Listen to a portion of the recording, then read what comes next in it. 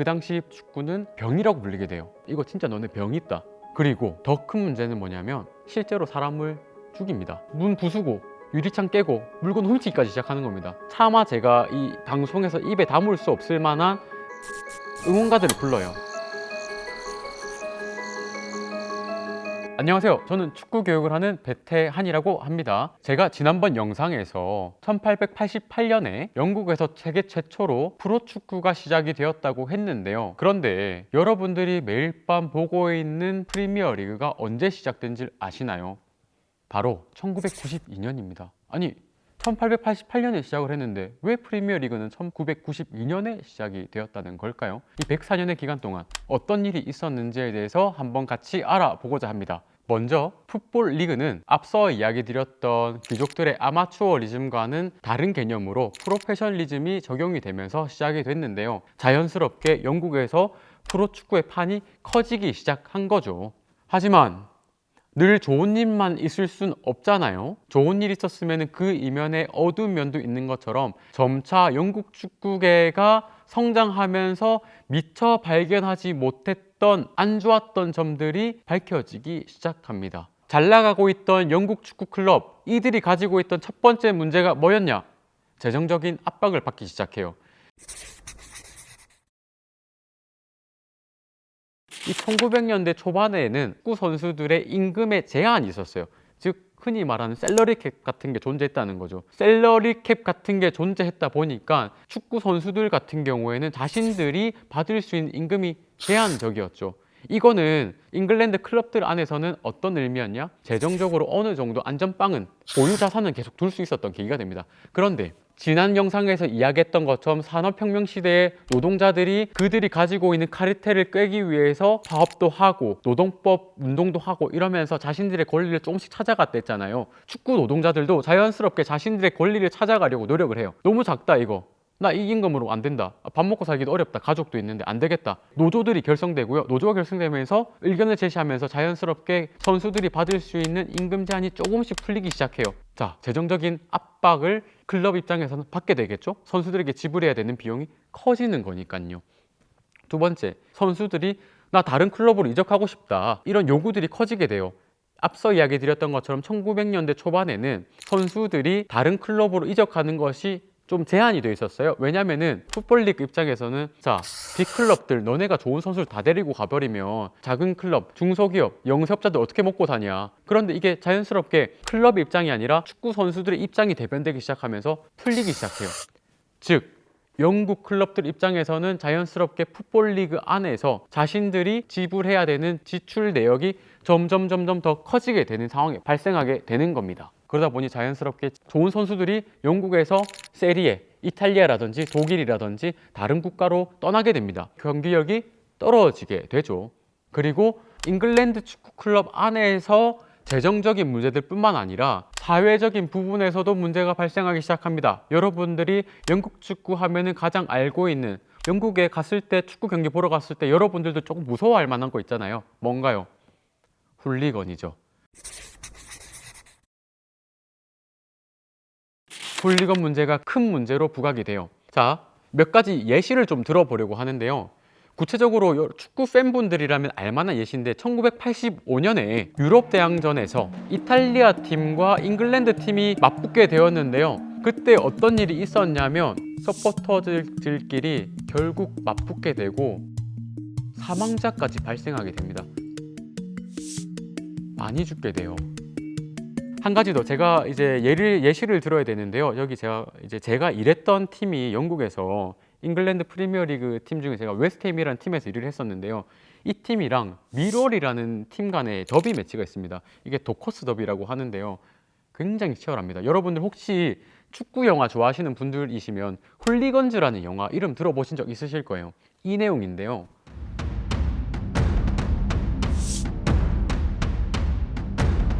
그런데 이 죽고 나서 문제가 뭐냐? 차마 제가 이 방송에서 입에 담을 수 없을 만한 응원가들을 불러요.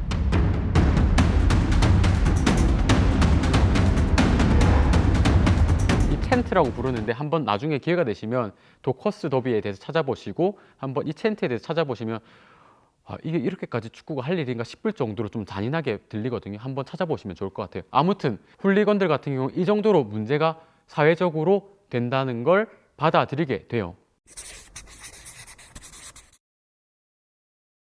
그런데 이 아까 이야기했던 것처럼 유럽 대회 같은 거 영국 팀들 나갈 때 우리 팀 가니까 애들이 따라갈 거 아니에요. 문제가 뭐다? 경기 결과랑 상관없이 유럽의 다른 팀 가서 이탈리아 밀라노 갔는데 저기 매장이 있어요. 애들이 막 가가지고 문 부수고 유리창 깨고 물건 훔치기까지 시작하는 겁니다. 단순히 저항 이런 개념이 아니라 그냥 폭력적인 집단으로서 생각되기 되고 영국 내에서뿐만 아니라 외국에서도요. 영국 병이라고 불리게 돼요. 말 그대로 병이라고 불리게 됩니다. 이거 진짜 너네 병 있다. 아픈 거 아니냐. 이렇게 언론들에서도 실제로 그런 단어를 써요. 이 그 당시 정부였던 대처 정부 입장에서는 문제다 이거. 이거 진짜 밖에서 이런 문제까지 생기면 우리가 어떻게 커버치냐. 결국 영국 정부 차원에서 그 당시 판사였던 테일러에게 명령을 내립니다. 테일러 일로 와봐. 이거 문제잖아, 그치? 문제니까 리포트 하나 내라. 영국 축구 전반적으로 비판적으로 시각을 잡아서 뭐가 문제고 어떤 게 문제였고 어떻게 해결할 수 있는지 해결 방안까지 제시해라. 테일러 급하게 만들어요, 자료를. 1990년대쯤에 이 자료가 만들어지는데 제가 영국에서 공부할 때도 정말 이 자료를 공부를 했던 자료인데요. 테일러 리포트라는 게 만들어집니다. 뭐냐면 영국 축구가 근본적으로 변해야 된다. 환경적인 부분과 영국 축구 차원에서 변해야 된다라는 내용에 대해서 비판적인 시각을 담은 내용인데요. 그 중에서 가장 영국 축구 클럽, 잉글랜드 클럽들에게 영향을 크게 미친 건 뭐냐? 입석제를 좌석제로 바꾸라는 이야기를 하게 됩니다. 이게 어떤 의미냐면요. 여러분 그 당시 경기장에 예를 들어서 우리가 3만 명 들어갈 수 있는 경기장이라 쳐요. 3만 명 들어가야 되는데 유저들 많으면 많을수록 좋은 거 아니에요. 3만 명 받자 되네. 4만 5천 받을까? 더 되네. 5만 명 받고 이러니까 자연스럽게 받을 수 있는 규모 이상으로 관중들을 많이 받게 돼요. 그러니까 정부 차원에서 테일러 입장에 봤을 때는 이거 문제다. 끼잖아. 압사된다고. 죽는다고 사람들. 문제다. 그리고 너희 시설 낙후돼 있잖아. 이거 입석제 안 돼. 좌석제 앉아서 보는 걸로 바꿔라. 잉글랜드 팀들 입장에서 뭡니까?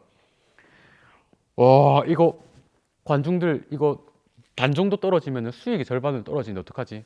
지금 선수들 이거 이적료라든지 이런 거 임금 제한도 풀렸는데 들어갈 때는 돈은 많은데 수익까지 절반으로 떨어진다고? 그 당시에 이 관중 수익이 가장 큰 비중을 차지했었거든요.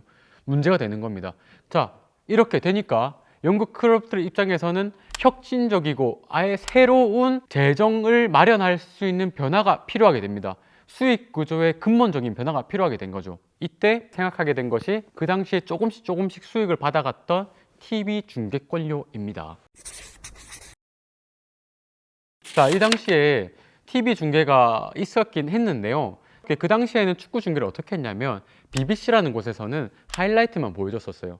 그리고 가끔 컵대회 결승, 준결승 같은 경우에는 사람들이 좋아하니까 대중들에게 보여주기 위해서 풀경기들 보여주기도 했었어요. 그런데 기본적으로 생각해 보십시오, 여러분. 결승전 같은 거 보통 어떤 팀들이 나가요?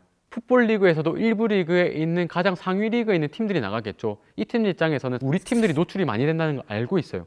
그런데 문제가 뭐냐? 풋볼 리그 차원에서는 그 당시 1부 리그부터 4부 리그까지 그래도 우리가 리그가 다 같이 먹고 살아야 되니까 1부 리그 너네만 너무 해먹지 마라.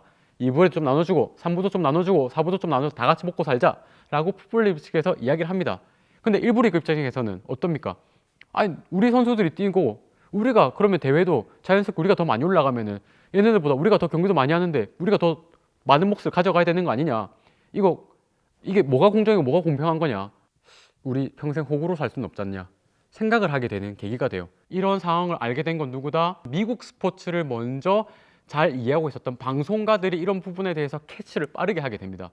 미국 스포츠 같은 경우에는 야구라든지 농구라든지 이런 스포츠를 중심으로 프로화가 빠르게 진행되면서 상업화가 미친 듯이 진행됐었거든요. 지금도 보면은 가장 대중적으로 인기 있는 스포츠는 축구지만 가장 비싼 스포츠는 미국 스포츠들이에요. 그런 것처럼 이 당시에 방송가들이 영국 축구의 상황을 지속적으로 보고 있었어요. 그 당시 런던 위켄 텔레비전이라는 방송사의 관계자였던 그렉 다이크가 가장 빅클럽 중에 하나였던 아스날의 부회장인 딘을 찾아옵니다. 자, 딘에게 파티에서 이렇게 이야기했대요. 딘, 너네 요즘 먹고 살기 힘들지?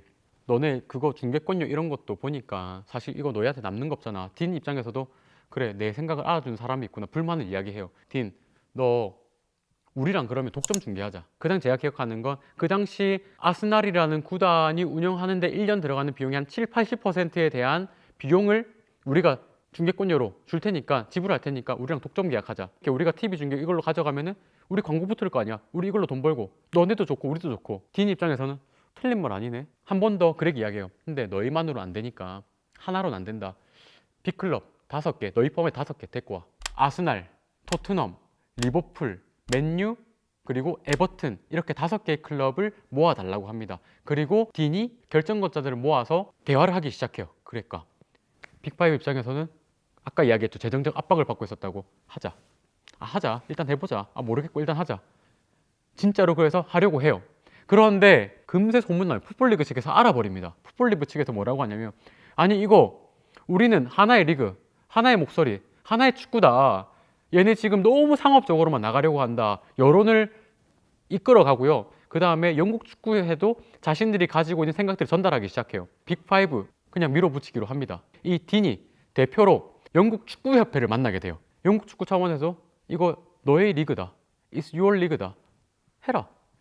허가를 내주게 돼요. 영국 축구협회 입장에서는 풋볼리그 차원에서 국가대표 차출할 때도 잘 안 도와줬었거든요. 그 당시에. 그 다음에 관리도 못하고 이거 그러면 좋다. 새로운 시대, 새로운 정신을 한번 해보자. 그러면은 너네 단순히 5개 팀 하지 말고 너네 지금 1부 리그에 있던 22개 팀 다 데려와. 다 데려와서 하나 아예 새로 차리자. 그렇게 1991년 시즌이 끝나자마자 풋볼 리그에 있던 1부 리그 22개 팀이 나와서 이거 우리 하겠다라고 서명을 하게 되면서 새로운 리그의 판이 깔리게 돼요. 그러니까 남은 건 뭡니까? 처음에 이 판을 깔자고 이야기했던 런던 위켄 텔레비전의 그렉과의 협상이 남았겠죠. 그런데 이 사람들 일이 쉽나요, 세상이. 그렉, 우리 이거 너랑 하려고 했는데 몇 팀이 더 붙었어. BBC, 그 다음에 비스카이비라고 이런데 위성 TV인데 붙었어. 이거 같이 입찰해야 돼. 입찰을 하기 시작해요. 중요한 건 뭡니까? 근데 이게 아까 처음에 그렉이 이야기했던 비용이 굉장히 그 당시에도 센 비용이었거든요. BBC 나가 떨어집니다. 이거 못하겠다. 우리는 비용 안 된다. 그러면 남은 게 그렉이 있는 곳과 비스카이비라는 곳이 남게 됐는데 결과가 어떻게 되었을까요? 해피엔딩이었을까요? 비스카이비가 그 당시 누구의 소유였냐면 미국의 언론 재벌 중에 머독이라고 있습니다. 루퍼드 머독이라고 있는데 이 사람이 비드를 크게 해요. 비드를 크게 하는데 그냥 크게 한 게 아닙니다. BBC 쪽에서 BBC 너희 돈 안 되지 이거 안 될 거 안다. 그러면은 너희가 돈 좀 주면은 우리가 이거 방송 이거 우리가 중계권 살 테니까 독점 살 테니까 너네한테는 BBC 너희에서 하던 거 매치 오브 더 데이 그거 너희 하이라이트 만들던 거 있잖아. 그 권리를 줄게. 그러면은 우리가 좀 더 돈 너희 거 가져가고 우리는 하고 우리 거 오케이? 알겠지? 이렇게 하게 되면서 자연스럽게 비드 금액을 높여버려요. 그렇게 그렉은 판만 깔아주고 뭐 없죠. 자, 결국 이렇게 다사다난한 시기를 거쳐 영국 축구의 문제를 해결하고자 했던 것과 정치적 야욕, 경제적 야욕들에 의해서 프리미어 리그가 1992년에 출범하게 됩니다. 지금까지 우리는 이번 영상에서 프리미어 리그가 출범하는 과정에 대해서 한번 알아봤는데요. 지금까지 이야기 함께 나눈 배태한이었습니다. 감사합니다.